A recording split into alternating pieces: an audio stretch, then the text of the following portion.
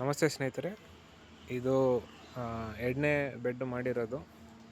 So ಇದರಲ್ಲಿ tomato ಗಿಡನ ನಾನು ಇಲ್ಲಿ ತೋರಿಸ್ತಾ ಇದ್ದೀನಿ. ಸೊ ಈ ಗಿಡ ಆ್ಯಕ್ಚುಲಿ ಅಲ್ಲಿ ಹಾಕಿರೋದು.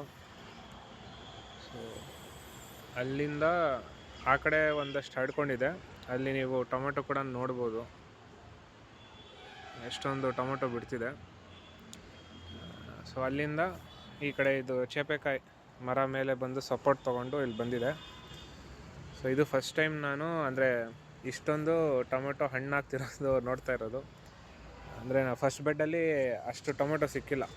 ಸೊ ಇಲ್ಲಿ ನೋಡ್ಬೋದು ಎಲ್ಲ ಕೆಂಪಿಗೆ ಎಷ್ಟು ಚೆನ್ನಾಗಿದೆ. ಸೊ ಇದು ನೋಡಿ, ಸುಮ್ಮನೆ ಹಿಂಗೆ ಕೈ ಹಾಕಿ ಹಿಂಗೆ ಎಳೆದ್ರೆ ಬಂದ್ಬಿಡುತ್ತೆ. ಅಂದರೆ ತುಂಬ ಲೂಸ್ ಆಗಿದೆ, ಅಂದರೆ ಇದು ಪ್ರಾಪರಾಗಿ ಹಣ್ಣಾಗಿದೆ ಅಂತ ಹೇಳ್ಬಿಟ್ಟು. ಸೊ ಇದು ಎಲ್ಲ ನಾಟಿ ಬೀಜಗಳು, ಅಂದರೆ ದೇಸಿ ಬೀಜ. ಇದರದ್ದು ಸ್ಕಿನ್ ನೋಡ್ಬೋದು ನೀವು, ತುಂಬ ತೆಳುವಾಗಿದೆ. ಸೊ ತುಂಬ ಚೆನ್ನಾಗಿರುತ್ತೆ ಇದೆಲ್ಲ.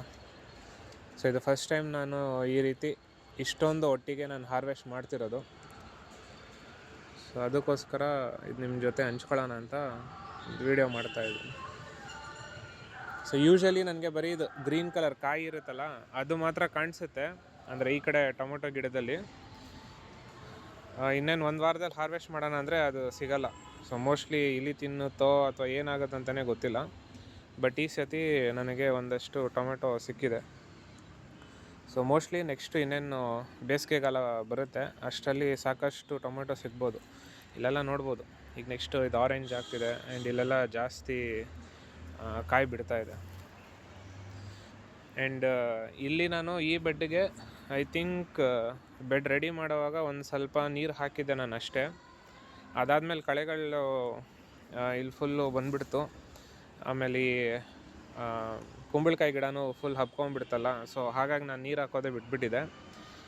ಈಗ ಸ್ವಲ್ಪ ಚಳಿಗಾಲ ಇರೋದ್ರಿಂದ ಇಲ್ಲಿ ನೋಡ್ಬೋದು, ನಾನು ನೀರು ಹಾಕಿಲ್ಲ ಅಂದ್ರೂ ಇಲ್ಲೆಲ್ಲ ಫುಲ್ ಇನ್ನೂ ತೇವ ಆಗೇ ಇದೆ, ವೆಟ್ಟಾಗಿದೆ. ಸೊ ಈ ರೀತಿ ನೀವು ನೋಡಿಕೊಂಡು ನೀರು ಹಾಕ್ಬೋದು. ನೀರು ಹಾಕಲೇಬೇಕು ಅಂತ ಏನಿಲ್ಲ. ಸೊ ಇಲ್ಲಿ ನಾನು 1 ವಾರ 2 ವಾರ ಇಲ್ಲ 1 ತಿಂಗಳ ಮಟ್ಟಿಗೂ ನೀರು ಹಾಕಲ್ಲ ನಾನು, ಅದಾಗದೇ ಹಾಗೆ ಬಿಟ್ಬಿಟ್ಟಿದ್ದೀನಿ. ಆ್ಯಂಡ್ ಇದು ಅಷ್ಟೇ, ಇಲ್ಲಿ ಒಂದು ಕೋಸು ಹಾಕಿದೆ ನಾನು. ಸೊ ಅದು ಸ್ವಲ್ಪ ಚಿಗುರಿತ್ತು, ಆಮೇಲೆ ಇದು ಎಲೆ ಎಲ್ಲ ಫುಲ್ಲು ಬಂದುಬಿಟ್ಟಿದ್ದು ಇದು ಕುಂಬಳಕಾಯ್ದು. ಈಗ ಮತ್ತೆ ಸ್ವಲ್ಪ ಚಿಗುರುಕೊಳ್ಳೋ ಥರ ಆಗ್ತಾಯಿದೆ.